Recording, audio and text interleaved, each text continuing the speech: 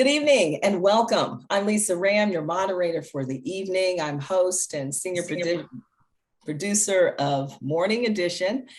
I'm so glad to be here with you all tonight. You know, tonight's forum is an opportunity for you to introduce yourselves to the voters in Sandy Springs and shed some light on your platform. Now, we need to point out this is not a debate where you openly challenge your opponent, but it's a forum just to let voters know who you are and, more importantly, what you stand for. I'd like to take this opportunity to introduce you to our two panelists who will be asking the tough questions tonight. Amy Wenk is editor for Reporter Newspapers, and Tammy Joyner is the democracy reporter for the Atlanta Civic Circle. Welcome you both. Now, before we begin, we'd like you, the District 4 candidates, to tell us a little bit about yourselves. You'll have 1 minute each, but please note you are being timed very closely. The timer is on the screen there, so watch it closely. Tochie Blad, we will begin with you. Tell us who you are.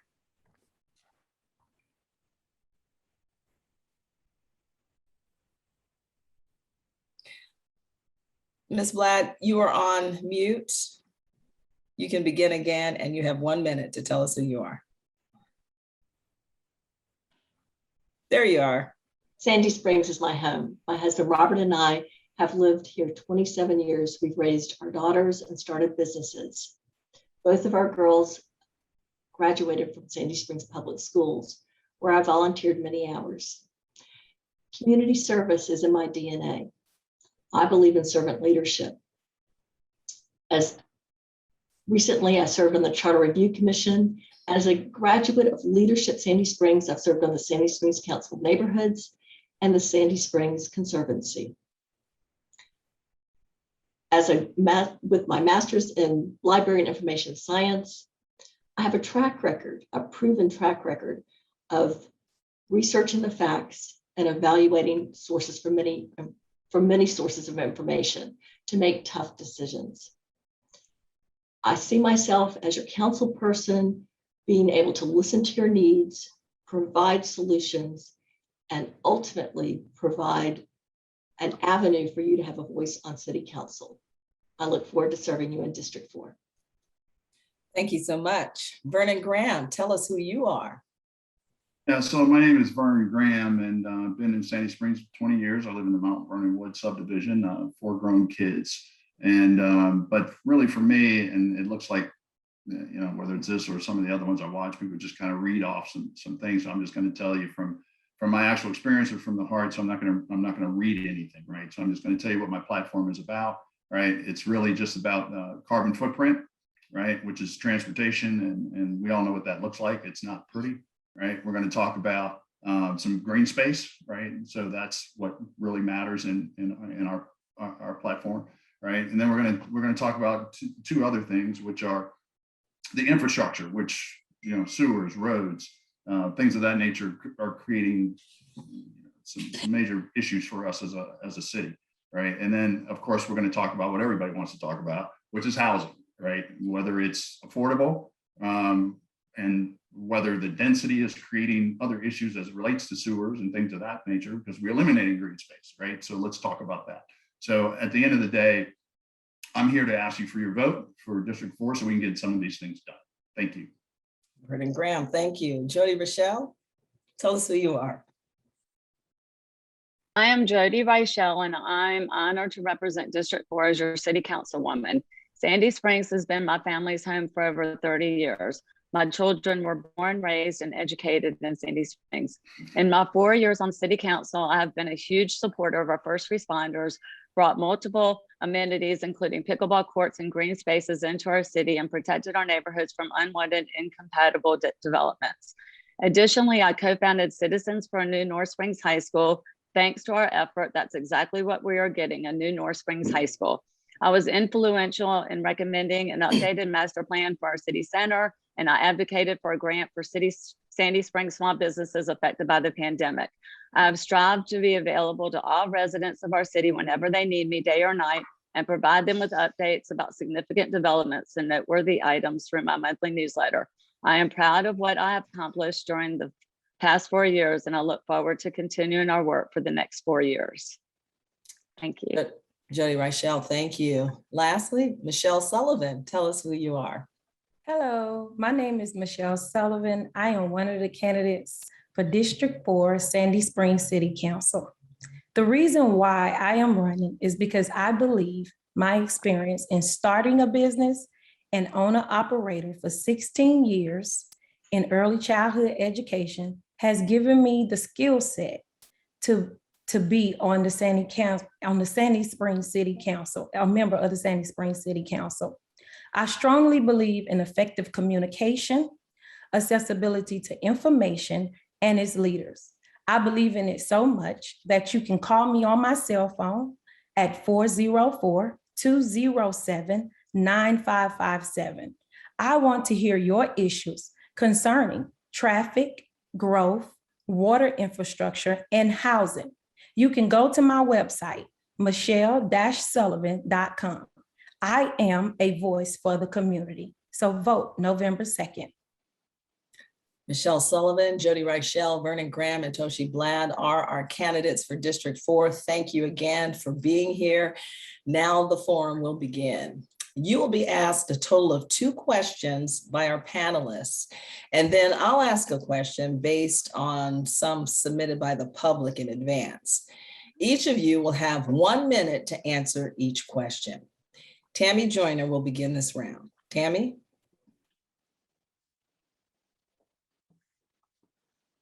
Tammy, you are on mute again.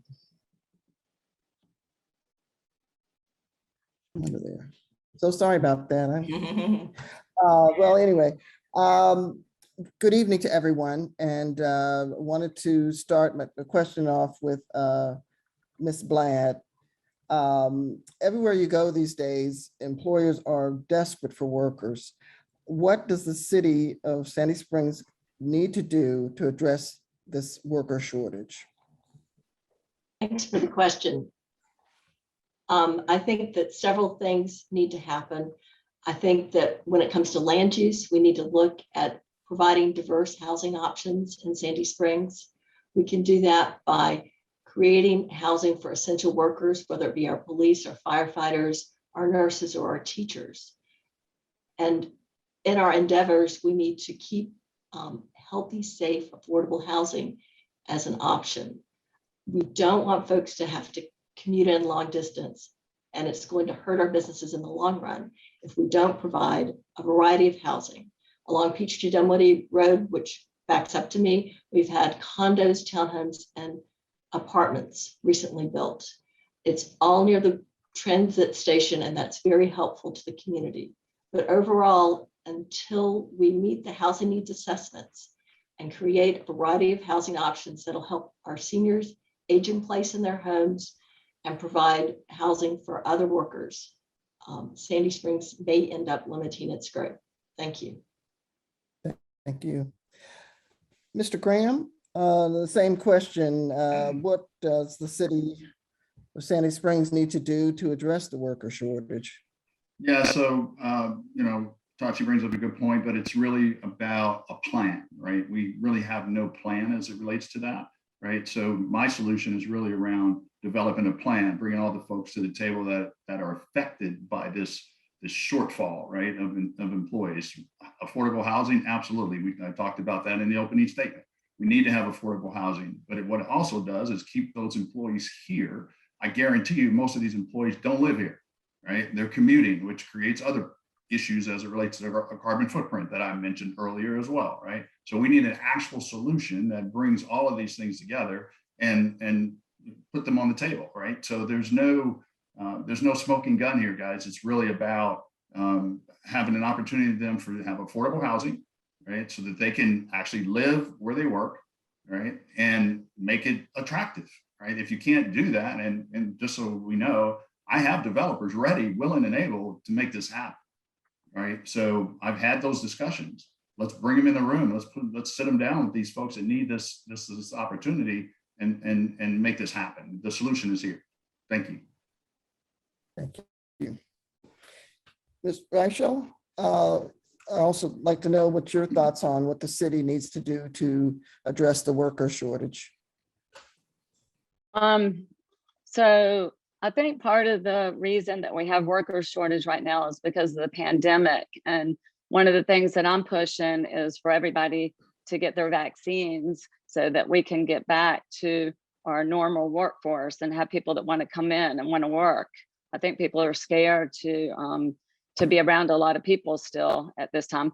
And also, you can't talk about jobs or lack of jobs without talking about education. And I think that most of our high schools, which is a good thing, they have a career path and a college path right now. But one of my main focuses is to get kids into school at an earlier age so that they can be ready to either go to college or to take on a career.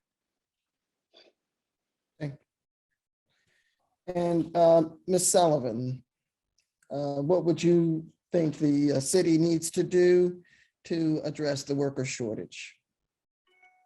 I think the city need to partner with businesses, help them establish guidelines that will give incentives for recruitment for people who want to go back to work after COVID-19, but also ensuring that they have policies and procedures that will keep them safe so that they are motivated to come back to work, as well as supporting incentives for them to live here if that's their choice to live here and work here.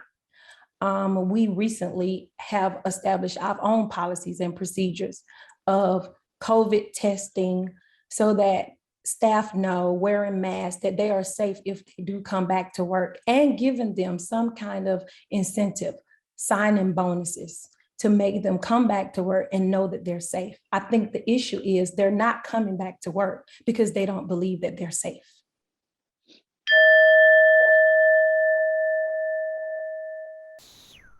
Thank you all for answering that question. Amy has the next round of questioning. Amy? Thank you, and good evening, everyone. Thanks for being here. A few of you mentioned this in your opening remarks, so I'd like to ask you, what is the best way for the city to deal with ever increasing traffic?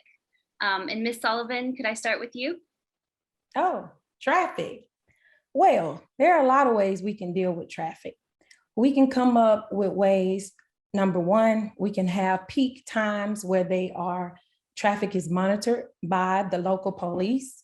We can implement public ways of going to high peak areas so that they are going as a group, because we cannot, even if we don't have another rail station, we can implement certain things as trolleys, shuttles, to take them back and forth to the high peak areas so that they can get back and forth to where they're going, so that we can monitor traffic.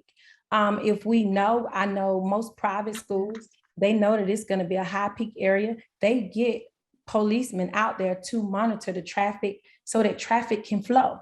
And that's what we need to focus on, getting the traffic to flow while we're developing and we're implementing this information. Thank you. And Ms. Blad, how do you think the city should be dealing with traffic? I think that with traffic, we've got the T-slots coming up on the referendum of this election cycle, and that would be one way to re-up the sales tax for these projects. Another option would be that we need to get things executed. We actually have the last mile connectivity. It's a project along Peachtree Dinwiddie Road that would benefit both businesses and residents. It will take people from the train station to the last mile. Right now, it's funded, it's planned, it's designed, but it's not been implemented. It's waiting on a few contract signatures. That's the kind of thing that council needs to do. We need to get in there and advocate so that these projects don't languish for long. We've had some efficiencies with the smart technology. We'll continue with that. Some of it is planned in the next T-slots. And thank you. Thank you. Mr. Graham, same question to you. How should we be dealing with traffic? Yeah, so great question. So a couple things, right? So in 2012, they did a study and when Eva was a mayor, and they did a study, and they said almost 100% of the Sandy Springs residents were commuters. 100%, grasp that number. 100% were actually commuters, and that they just didn't live here, right? And that was part of our initiation as cityhood, right? So today it's somewhere still over 75% of the people that live here do not work here. We create our own problem as it relates to transportation. Granted, there are the people that obviously use us to get to East Cobb as they cut through, and even in my own neighborhood, we have a fence that because people try to cut through, so we built that, right? So the issue really is around what are we trying to achieve? So if we're really trying to achieve a transportation congestion reduction issue, if that's truly the issue, then we need to address that. Thank you. Thank you. And finally, Ms. Reichel. Sandy Springs citizens will have the opportunity to vote on a 5-year T-SPLOST referendum to fund transportation projects in Sandy Springs. The T-SPLOST referendum would extend the existing 0.75% sales tax approved by voters in November of 2016. Many of our projects, such as sidewalks, bridge enhancements, a traffic light intelligence system, and widening of roads to alleviate traffic, are funded through T-SPLOST. So we really need to pass that. Road projects such as 400 and 285 interchange are built by the Georgia Department of Transportation, which the city has an excellent working relationship with. We are constantly studying traffic patterns to see where we can make needed improvements. I am mainly concerned with cut-through traffic through our neighborhoods, and I will continue to work with our traffic engineers to help eliminate the cut-through traffic. In my 4 years on council, in my next 4 years on council, I will focus on trails, sidewalks, and a matching streetlight program for neighborhoods to help make our streets brighter and safer. Jody Reichel, thank you so much. This next question is from the public. If elected, how would you work to improve diversity, equity, and inclusion in the community? Michelle, we'll begin with you. Well, first of all, I know that Sandy Springs already have a first initiative for diversion and inclusion. Let's implement some of those things that committee has come up. Let's see how it works, and let's see what not works. But we have to get everyone involved, the community and the community leaders, so that each culture here feels like they are included. But first, we have to identify the cultures that are here so that we can know how to include them and we can respect their culture. Michelle Sullivan, thank you. Jody Reichel, how would you work to improve diversity, equity, and inclusion? Opportunities for all start with education. Because of my efforts with Citizens for a New North Springs High School education for District 4 will have equitable facilities. We are fortunate to have wonderful charities in Sandy Springs, such as the Sandy Springs Education Force, Los Niños, and the Mission, focused on early education and after-school programs for underserved children. When I was PTO president at North Springs, I enjoyed participating in the Sandy Springs Education Force STEAM Showcase. I was so impressed with our Sandy Springs students and the many volunteers that dedicate their time to our students. As a private citizen, as a councilwoman, I've had the opportunity to support and volunteer at our local charities. I've seen how the kids flourish in these programs. Getting kids to school at an early age is something I am focused on. Thank you. Vernon Graham, how would you improve diversity, equity, and inclusion? Yeah, so, and a lot of candidates talk about this. I mean, the first thing is, what does the council look like, right? So historically, the council has not been very diverse at all, right? So actually, as a biracial individual myself, right, I need to sit on that council because that allows a couple of things to occur. I bring a certain perspective that others just don't. Right. So that allows me to look at life in a different way. Right. But the other key, like I talked about before, is the low income wage earners that can't live in this city or can't afford to live in this city. They need to be a part of that plan as well. Right. We need to bring them all to the table. We can't just have city leaders or, these task force that that are appointed by the council or by the mayor, and come up with no executionable plan, right? So from my perspective, diversity and equality is involved in none. Tochie Blad, tell us, how would you include diversity, equity, and inclusion in the community? Well, when it comes to inclusion, one of the first things I think of is I was on the Charter Review Commission, and we heard both from the public and from a survey that the majority of Sandy Springs residents support term limits. We need to have more folks on council, and one way to do that is to create term limits. We would put it to a voter referendum and have them decide if the charter needs to be changed. The other item is, of course, the Diversity and Inclusion Task Force. They have a communications plan that they're coming forward with that'll help us reach all the diversity communities in our town. One thing that we need to consider is that we need to bridge the digital divide. Unbeknownst to me, there are still communities that do not have adequate Wi-Fi. Fulton County Schools during the pandemic to allow these kids to access their online classes provided Wi-Fi. Thank you. Thank you so much, all of you. Time flies. That concludes the District 4 Forum. We want to thank you all for being here, taking the time and joining us virtually to share your views. I would like to give all of you 30 seconds for closing remarks. Tochie Blad, will begin with you. I would like to serve on city council because I've been going to the council retreats, I've followed the major issues, and I've been part of this community for many years. I can make a difference through your vote. It's time that we have leadership that is prepared and can advocate for the citizens. I want to be your voice on council. Vote for me November 2nd. And I can give you a voice. Thank you. Thank you. Vernon Graham, you have 30 seconds.